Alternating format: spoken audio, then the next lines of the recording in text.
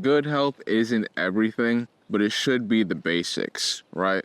Everything you do in life requires energy, right? Whether it's getting a new job, whether it's actually going to work, whether it's making new friends, whether it's going to a social event, this all requires energy. And energy comes from good health, right?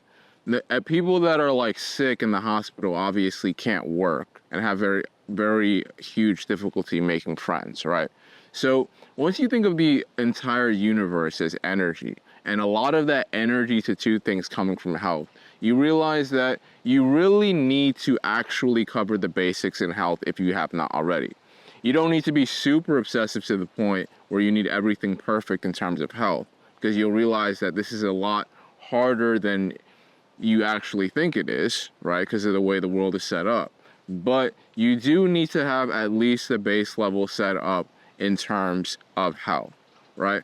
This will give you the energy you need to go throughout the day and to accomplish the things you need to accomplish in this world and continuously improve your life, right?